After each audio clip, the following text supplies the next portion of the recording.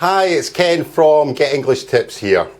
I get asked a lot of questions about how to speak English smoother, more fluently, like a native English speaker does. There's no quick way to do this, but I'm going to give you a little tip that will help you to speak English a little bit smoother, a little bit more fluently, and it's a tip that native English speakers will use when we speak.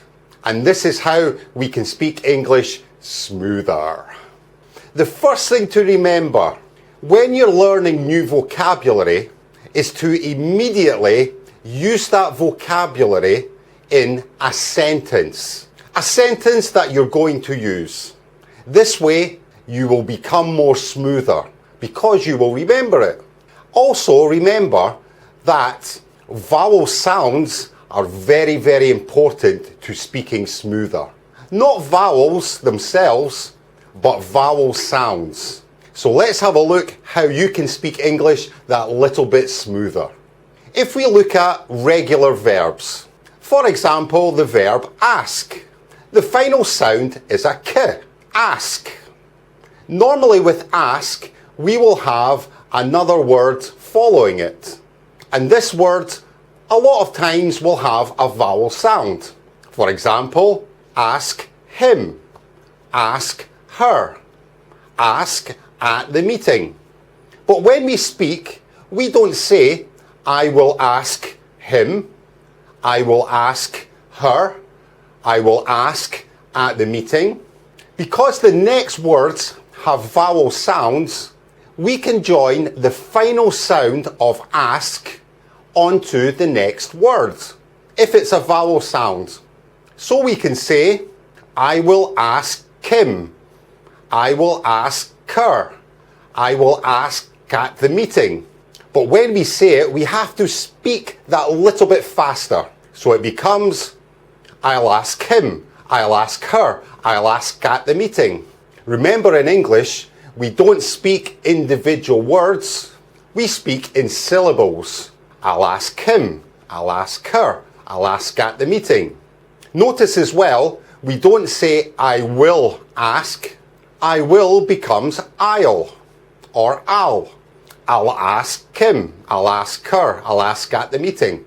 So this helps us to speak that little bit smoother. I will becomes I'll. This is a contraction. Contractions help us to speak smoother, but also to help us speak more friendly and more polite. Now, for the past simple tense, for ask, we add ed. And the final ed sound is a t. Asked. I asked him yesterday. I asked her yesterday. I asked at the meeting. But this is too difficult. Asked. There's too many consonant sounds. So when we speak, we drop the k sound from the past simple or verb to, and it just becomes asked. Asked. A-S-S-T sound, asked. And again, we can add that onto the next vowel sound. So it becomes, I asked Tim, I asked her, I asked at the meeting. So the infinitive will sound, I'll ask him, I'll ask her. The past simple will be, I asked him, I asked her. So the kiss sound tells us it's the infinitive or verb 1, and the t sound tells us it's verb 2. This is really, really important to get into a good habit when you're learning.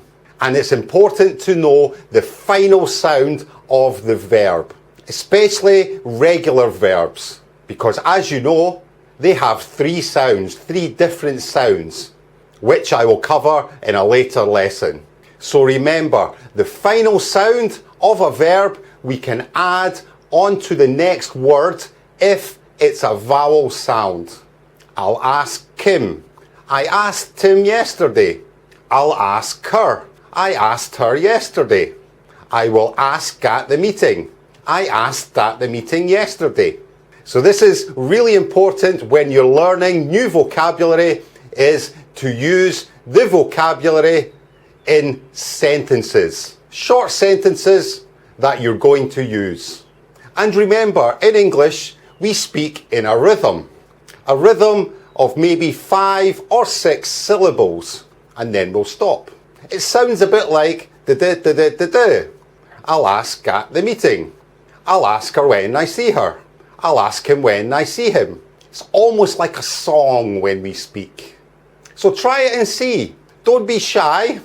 English is about words and about structure, but the speaking part is all about rhythm. And if you can use the rhythm, you'll begin to speak more smooth and more fluent, like a native does. I hope you enjoyed that. I'll speak to you soon. Bye for now.